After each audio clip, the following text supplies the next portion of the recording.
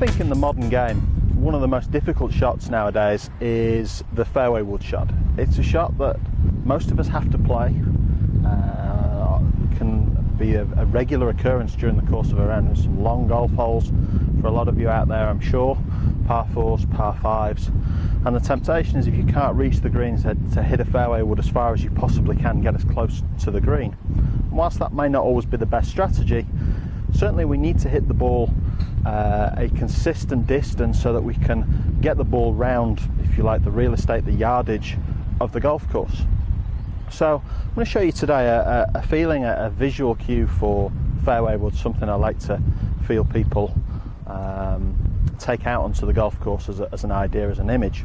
So I've got a 3-wood here, but 3-wood or 5-wood is equally applicable. And you can see here I've got the golf ball that I'm going to hit, and I've got 2 further balls placed in front of the object ball, if you like.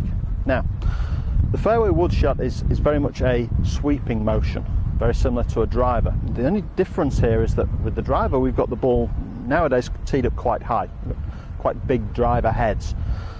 And the modern fairway wood, because we have to hit the ball off the floor, hasn't really changed size. So we now have a situation where we've got a small hitting area and an increasingly longer golf shaft being put into these clubs by manufacturers. And that may be something that, if you struggle with fairway woods, would be something I'd recommend you really check out, because a lot of the manufacturers now, in order to advertise distance, have started to increase the length of a fairway wood club. So you've now got 3 and 5 woods with shafts in them not all that far away from what a driver shaft was 4 or 5 years ago. That said, we need to be able to make a swing which delivers the club accurately, but also along a shallow arc down at the bottom of the swing. So if you imagine a driver and a fairway wood shot, what would be the difference between those two swings? Well, if you imagine that you're stood in a giant saucer. With the driver, we'd want to hit the ball, because it's teed up in the air, we're looking for a slightly upward swing. You'd be looking to hit the ball slightly on the upward part of that saucer, the lip of the saucer. In other words, a slightly upward blow. Well, fairway wood is down on the ground. If we hit on the up, chances are we're going to thin or top the ball down in front of us.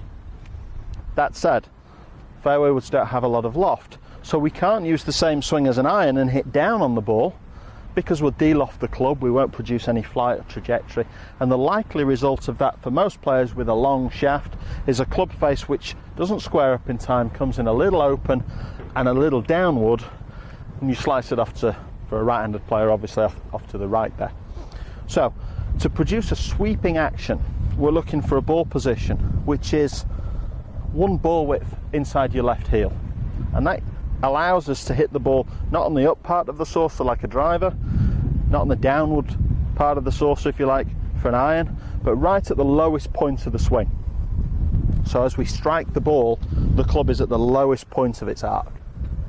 Okay? We position the stance width in a similar fashion to driver, and we've got a body position where our head and the centre of our torso is slightly behind the ball and the club shaft. That is the one key body position which allows us to sweep rather than hit down. Once you've established those elements, you make a couple of practice swings. You simply try to get the club to brush the grass rather than hit onto the floor. The next stage is to imagine what's actually going on through impact. So I've got these extra couple of balls here because what I'm going to ask you to do and get you to imagine, both in practice and out on the golf course, is a situation where through impact you imagine you're not just hitting one ball, but you're hitting both the second and the third ball. We can't afford to let the club come up in the air too quickly. So we get a sweeping motion where the club strikes the object ball, but you're going to imagine you're hitting 2 further balls, and that will allow you to sweep forwards as you rotate through and shift your weight into your lead side.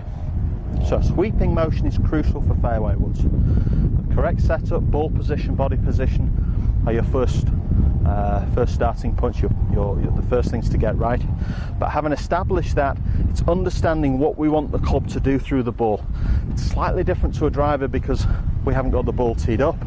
It's slightly different to an iron because we're not using an iron shape piece of equipment. So sweeping action is guaranteed to improve your fairway wood play, make your striking more accurate, more consistent, and give you more distance for a little bit less effort out in the golf course.